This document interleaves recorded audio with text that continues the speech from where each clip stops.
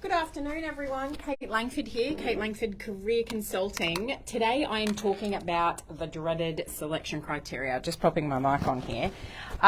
Look, selection criteria. Whoa, man, so many people have been coming this week saying, I don't know what selection criteria is anymore. They say to talk about my skills, experiences and capabilities in a covering letter.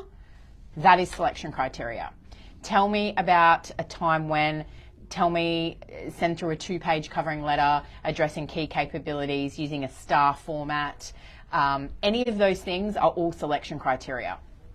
The thing with these now is that the words are changing with what businesses are asking for. So if they talk about needing a 2-page covering letter or talking about anything to do with addressing skills or capabilities, just know straight away that you have to use what we call the STAR format. So the STAR format is using situation, task, action, result.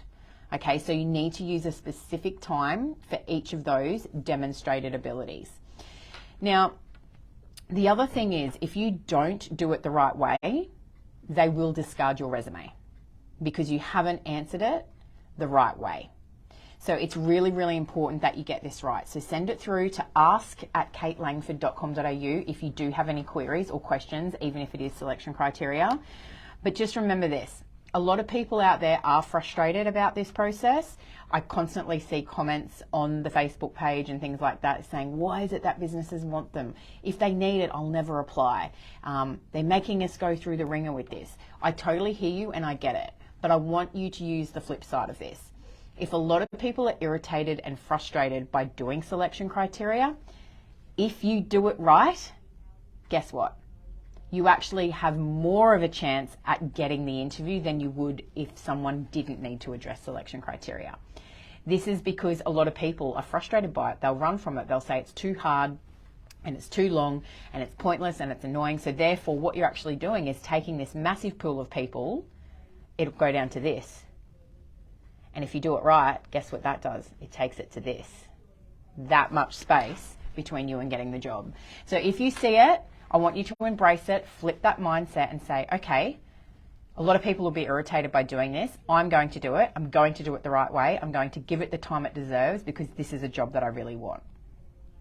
So you need to ask yourself, first of all, is it a job I want, right? So this again just takes me down a whole direction of clarity, which if you watched my live last week where I talked about clarity, knowing what you want, the transferable skills, what you're aiming for, the confidence behind that, is actually really important before you even look at a resume or selection criteria.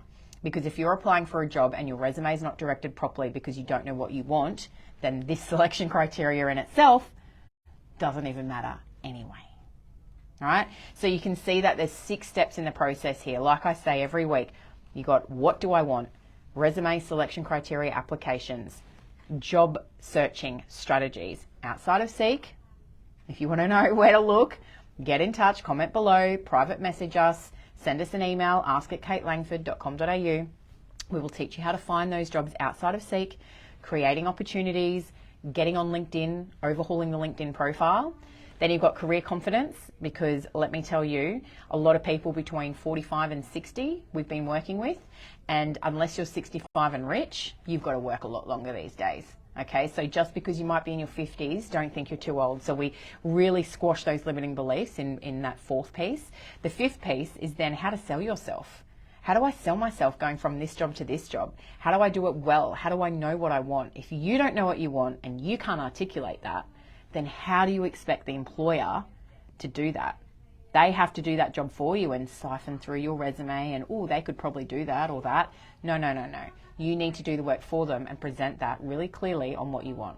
The 6th piece, the interviews, salary negotiations. Do I actually really want this job? So that's where a lot of that information comes from. If you do want help to be able to do those 6 steps, you know the drill, private message us, email us, ask@katelangford.com.au, or even book in the free 20-minute chat, and that's what we can do for you. So have an awesome Thursday. I hope that helps a little bit with selection criteria because they are pretty tough, but if you do it the right way, the chances are very high for you to get the interview. So I'll leave you on that note. Have an awesome day and I'll talk to you soon. See ya.